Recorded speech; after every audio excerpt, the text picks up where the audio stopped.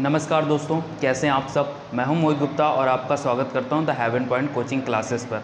तो दोस्तों, हम लोग पढ़ रहे थे the fundamental unit of life, जो कि क्लास 9th की बायोलॉजी का पहला चैप्टर है। ठीक है, ये video CBSE and ICSE board के लिए है। सेम वीडियो मैंने हिंदी में UP बोर्ड वालों के लिए डाल रखी है, आप प्लेलिस्ट में जाके चेक कर सकते हैं।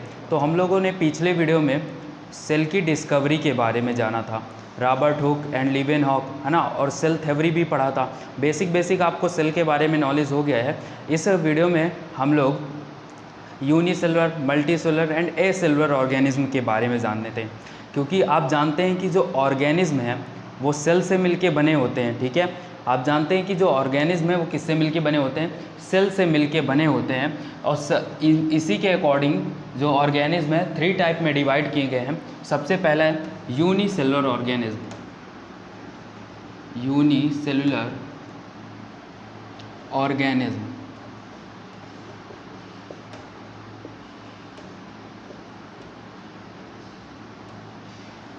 मतलब क्या हुआ, यूनि का मतलब होता है सिंगल, वन। ठीक है, एंड सेलुलर का मतलब सेल। ठीक है, ऐसे ऑर्गेनिज्म जो केवल सिंगल सेल्स हैं, जिनकी पूरी बॉडी केवल एक सिंगल सेल है और उसी सिंगल सेल में पूरी वो बायोलॉजिकल एक्टिविटी, जैसे हम लोग पूरी एक्टिविटी कर पाते हैं ना, वैसे वो एक सिंगल सेल में ही पूरी बायोलॉजिकल एक्टिविटी कर पाते हैं। ऐसे ऑर्गेनिज्म को हम लोग बोलते हैं यूनिसेलुलर ऑर्गेनिज्म। तो हम कैसे लिखेंगे कि ऑर्गेनिज्म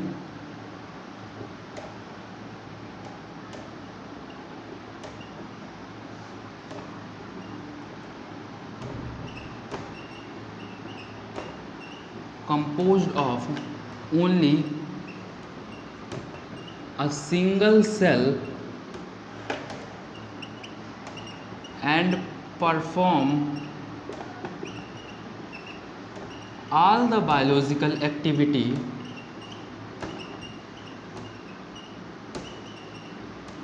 in it। मतलब क्या हुआ कि वो पूरी बायोलॉजिकल एक्टिविटी एक सिंगल सेल में कर सकते हैं। ऐसे कौन कौन से ऑर्गेनिज्म हैं, एग्जाम्पल देख लीजिए।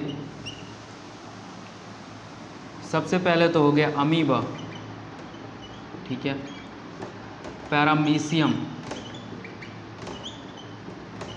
ठीक है, यूग्लिना, ठीक है, यीस्ट, ठीक है। ये सारे कैसे ऑर्गेनिज्म हैं। और भी आप लिख सकते हैं, बैक्टीरिया भी जो होता है आपका यूनिसेलुलर ही होता है, बैक्टीरिया। ठीक है, वायरस को यूनिसेलुलर में मत रखिएगा, वो एक अलग कैटेगरी में आता है, अभी बताएंगे। ठीक है, तो ये सारे यूनिसेलुलर ऑर्गेनिज्म हैं, amoeba, paramecium, euglena, yeast, bacteria. इन सारी की इमेज जो है स्क्रीन पर चल रही होगी, आप देख सकते हैं। ठीक है, और दूसरा पॉइंट है हमारा multi cellular organism. Multi cellular organism, ठीक है। मल्टी सेलुलर का क्या मतलब है, मल्टी मतलब क्या है, मल्टी मतलब मेनी, ठीक है, एंड सेलुलर मतलब सेल्स। मतलब साफ सी बात है कि ऐसे ऑर्गेनिज्म जो बहुत सारी सेल्स से मिलके बने होते हैं। जैसे हम लोग क्या है, हम लोग का जो शरीर है वो बहुत सारी सेल से मिलके बना है, बिलियंस सेल से मिलके बना है। तो ऐसे ऑर्गेनिज्म को क्या बोलेंगे, मल्टी सेलुलर ऑर्गेनिज्म बोलेंगे। सेम डिफिनीशन होगी। ठीक है, बस यहाँ पे क्या लिखना है हमको, सिंगल सेल की जगह क्या लिखना है, मेनी लिखना है। क्या लिखना है, मेनी। ठीक, तो organism that is composed of many cells and all cells together, all cells क्या होंगी, all cells together मतलब मिलकर क्या करेंगी, एक बायोलॉजिकल एक्टिविटी को परफॉर्म करेंगी। जैसे हार्ट की सेल है, हम लोग का हार्ट है, हार्ट की सेल्स क्या करेंगी, एक अलग बायोलॉजिकल एक्टिविटी करेंगी। ठीक है, लीवर की सेल्स अलग बायोलॉजिकल एक्टिविटी करेंगी। ठीक है, उन्हीं अकॉर्डिंग इन सेल्स को बांटा भी जाता है, डिवाइड भी किया जाता है। ठीक है, तो all cells together perform specific biological activity, ठीक है, ठीक है। आपको अगर ये डिफिनीशन बड़ी भी लगती है तो आप बस क्या केवल यहाँ तक लिखिए एग्जाम में, organism that is composed of many cells, आप इतना भी लिखेंगे चलेगा, ठीक है। ये थोड़ा आपके लिए एडवांस, ठीक है। एंड एग्जाम्पल क्या होगा, आप लिख सकते हैं प्लांट, ठीक है, एनिमल लिख सकते हैं, फंगस यानी फंजाई, ये सारे एग्जाम्पल हैं, लिख सकते हैं। और सुनिए, ये फंजाई मैंने लिखा, फंजाई जैसे अगेरिकस मशरूम वगैरह आप खाते हैं तो वो है मल्टी सेलुलर, और यहाँ पे एक मैंने फंजाई लिखा है यीस्ट, वो क्या है होता है यूनिसेलुलर होता है, ठीक है। अल्कोहल बनाने में इसका बहुत बड़ा रोल होता है यीस्ट का।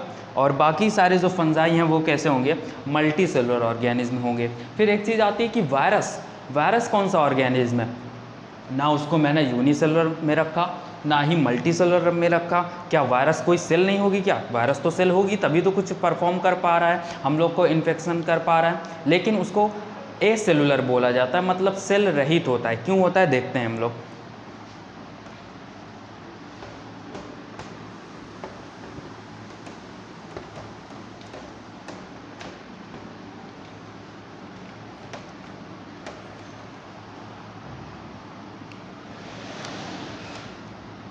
ए सेलुलर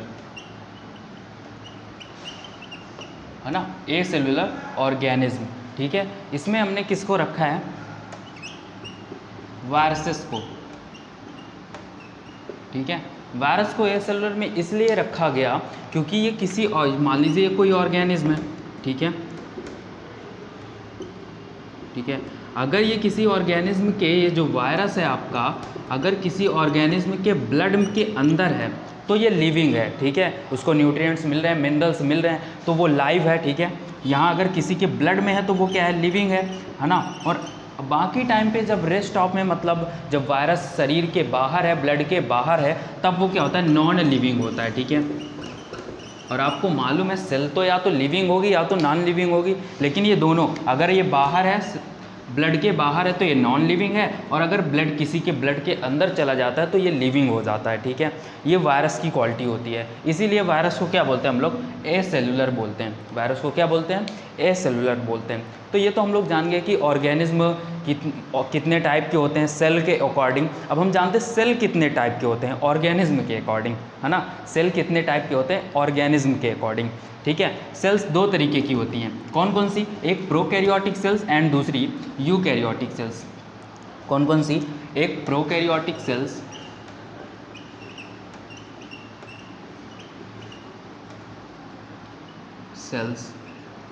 एंड दूसरा है यूकैरियोटिक सेल्स।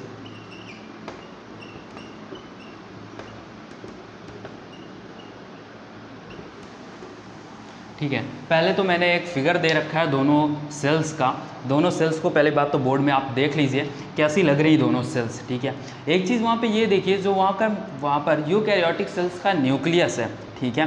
जो यूकैरियोटिक सेल्स का न्यूक्लियस है वो क्या एक मेम्ब्रेन से ढका हुआ है, जिसे हम लोग बोले हैं न्यूक्लियर मेम्ब्रेन। और यहाँ पे बैक्टीरिया का इमेज दिया गया है प्रोकैरियोटिक में, तो यहाँ पे देखिए जो उसका जो जेनेटिक मटेरियल है वो कोई न्यूक्लियर मेम्ब्रेन से घिरा हुआ नहीं है, इसीलिए प्रोकैरियोटिक को हम लोग बोलते हैं। प्रोकैरियोटिक मतलब क्या हुआ, प्रो मतलब होता है प्रिमिटिव, ठीक है, एंड कैरियोट्स मतलब होता है कैरियन, ठीक है, और कैरियन का मतलब होता है न्यूक्लियस। यहाँ पे क्या होगा, प्रिमिटिव न्यूक्लियस होगा, मतलब न्यूक्लियर मेम्ब्रेन क्या होगी, अब्सेंट होगी, ठीक है। और यहाँ पे क्या होगा, यू मतलब होता है डेवलप, है ना, डेवलप्ड होगी। और न्यूक्लियस कैसा होगा, डेवलप्ड होगा। इसीलिए यहाँ पे क्या है, न्यूक्लियर मेम्ब्रेन पाई जा रही है, न्यूक्लियर मेम्ब्रेन के अंदर आपका न्यूक्लियस है, ठीक है। तो ये मेन डिफरेंस है प्रोकैरियोटिक सेल्स में एंड यूकैरियोटिक सेल्स में, ठीक है। लिखेंगे कैसे, दोनों को डिफाइन कैसे करेंगे, cells that have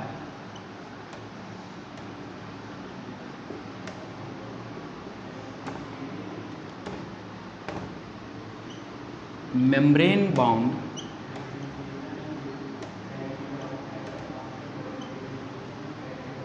nucleus, sorry इसके पास तो मेम्ब्रेन बाउंड न्यूक्लियस नहीं है ना। Cells that lack of membrane bound nucleus is called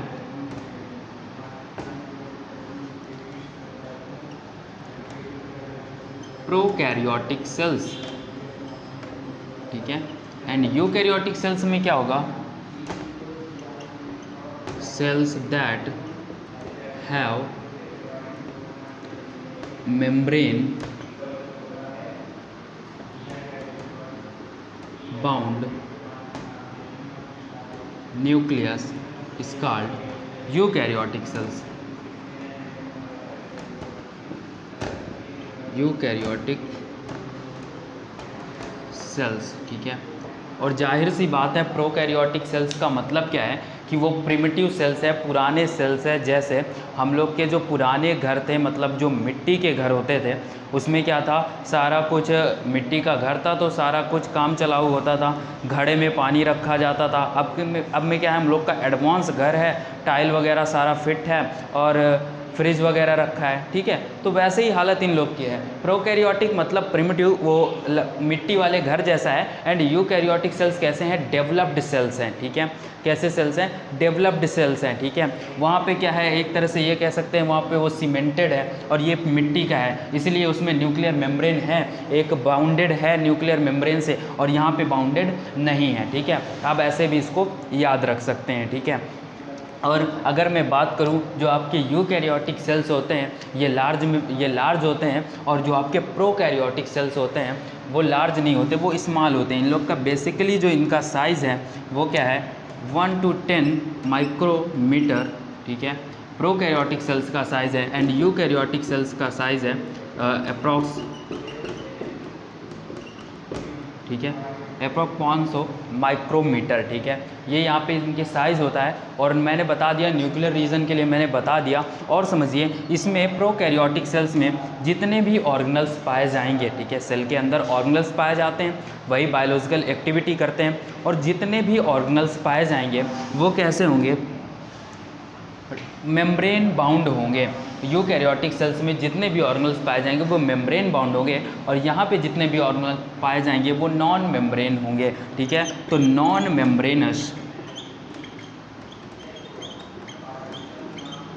organelle present, ठीक है, ठीक है। और इसमें क्या होगा, मेम्ब्रेन बाउंड ऑर्गेनल